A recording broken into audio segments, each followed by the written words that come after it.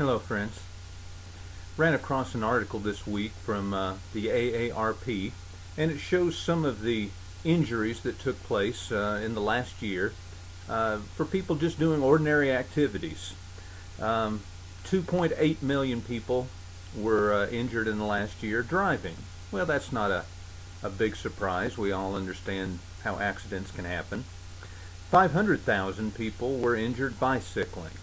And again, that's not surprising. We can understand how someone might be able to have a bicycle wreck. But 43,000 people were injured riding a stationary bike. Okay, maybe a pulled muscle, maybe fall off the bike, but it keeps getting a little more interesting. 18,000 people were injured bowling. 16,000 people were injured stapling paper. I'm not sure how you could injure yourself stapling paper. Maybe a paper cut? The stapler goes awry? 15,000 people were injured barbecuing. Maybe a fire accident. But here's the two that really get me. 11,000 people were injured reading. How do you get hurt reading? Maybe a speed reading accident, run into a bookmark? I don't know. And then lastly, 4,000 people were injured brushing their teeth or gargling. I don't understand how that can happen. Maybe pull a muscle in your wrist or something. Maybe it just goes to show us that life is dangerous and we need protection. We clearly do need God's hand over us, and that's why Psalm 91 means so much to me. Here's Psalm 91. He who dwells in the shelter of the Most High will rest in the shadow of the Almighty. I will say of the Lord, He's my refuge and my fortress, my God in whom I trust.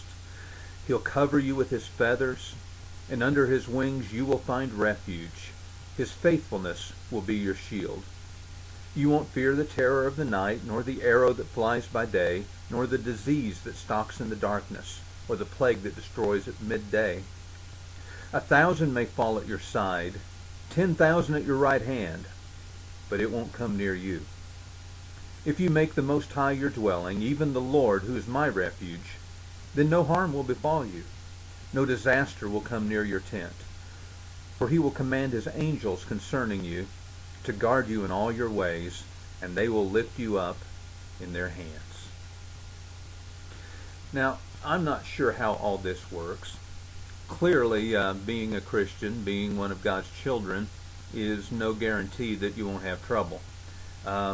Satan's active, and the fact of the matter is we grow from adversity, so it would not be in our best interest for our Heavenly Father to shield us from all difficulty. Further, we know that sometimes we need some disciplining and we need some pruning, and that's also for our good.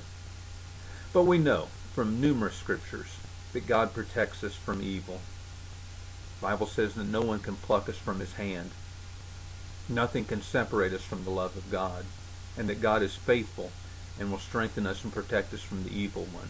There's no question God provides victory over Satan. But we have some protection over other adversity too. The Bible talks about that God knows the number of the hairs on our head, and He knows how to rescue godly men from trials, and that not a hair of our head will perish apart from the knowledge of our Heavenly Father.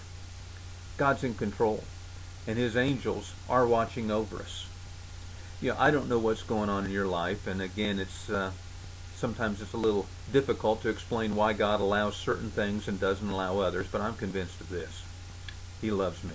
He loves you and me. And He is protecting us. And I just hate to think about what life would be like if we had to go through it without that knowledge and comfort that God is our protection. May you be close to God this week. God bless you.